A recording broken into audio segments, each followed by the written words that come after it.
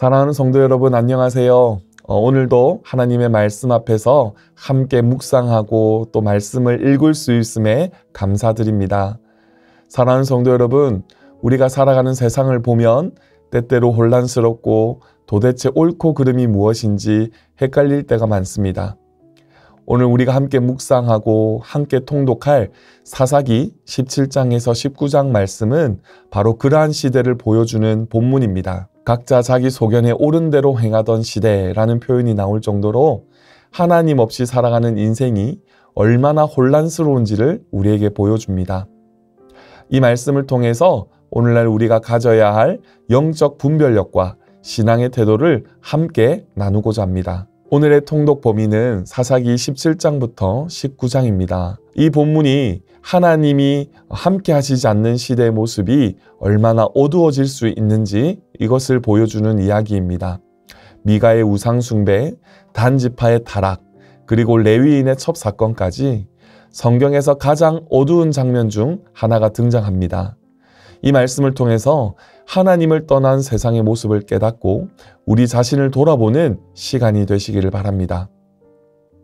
오늘 본문을 보시게 되면 이스라엘이 각자 소견에 옳은 대로 행했던 시대였다라고 말씀합니다. 여기서 중요한 세 가지 교훈을 함께 나누고자 합니다.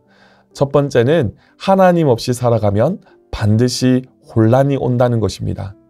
사사기 17장을 보시게 되면 미가라는 사람이 등장합니다. 이 사람은 자기 집에서 우상을 만들어 놓고 그것을 예배하면서도 이제 하나님이 나를 축복하시겠지라고 생각합니다. 여러분, 우상을 만들고 섬기면서도 하나님이 복 주시기를 기대하는 것이 이게 말이나 되는 것이겠습니까? 그런데 오늘날도 이런 모습이 우리에게 너무나도 많습니다. 겉으로는 신앙을 가진 것 같지만 실제로는 세상의 방법과 논리를 따르며 하나님을 이용하려는 모습인 것이죠. 우리도 내가 원하는 대로 살면서도 하나님께서 복 주시겠지라고 착각하고 있지 않는지 함께 돌아보았으면 좋겠습니다. 두 번째는요, 신앙이 흔들리면 결국 공동체도 무너진다라는 것입니다.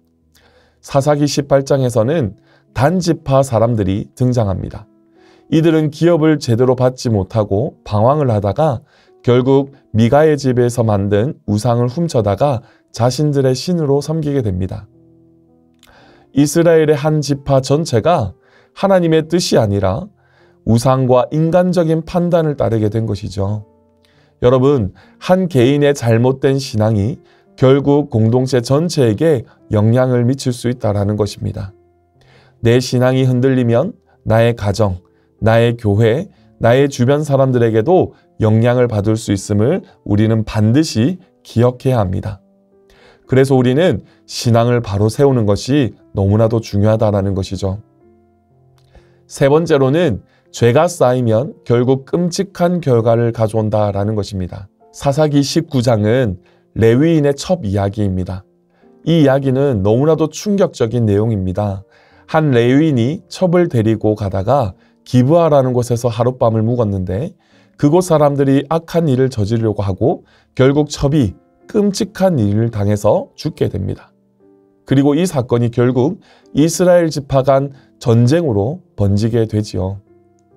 이 이야기는 이스라엘이 얼마나 도덕적으로 타락했는지를 우리에게 보여주는 장면입니다. 하나님을 떠난 사회는 결국 죄악이 점점 쌓여서 큰 재앙을 불러오게 되는 것이죠.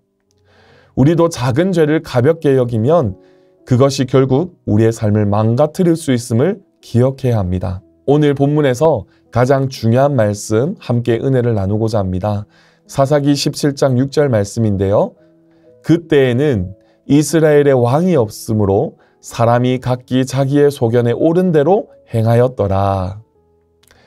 이 구절은 사사기 전체를 요약하는 말입니다. 하나님이 왕이신 나라와 각자 자기 생각대로 살아가는 나라의 차이를 보여주는 말씀이죠.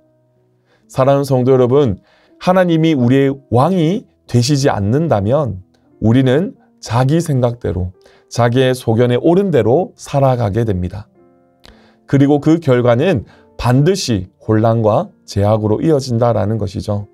오늘 우리는 나는 정말 하나님을 내 삶의 왕으로 모시고 있는가? 이것을 점검해야 합니다. 사랑하는 성도 여러분, 오늘 사사기의 말씀을 통해서 우리가 정말 하나님을 우리의 주인으로 모시고 있는지 돌아보기를 원합니다. 신앙은 단순히 예배만 드리는 것이 아닙니다. 우리의 삶에서 하나님이 왕이시라면 우리는 그분의 말씀을 따르는 삶을 살아야 합니다.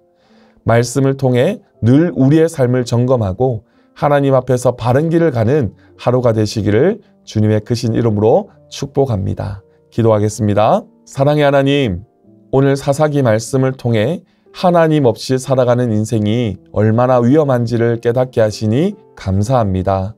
사랑의 주님, 우리가 우리의 소견에 옳은 대로 살아가지 않고 하나님을 우리의 왕으로 모시며 살게 하옵소서.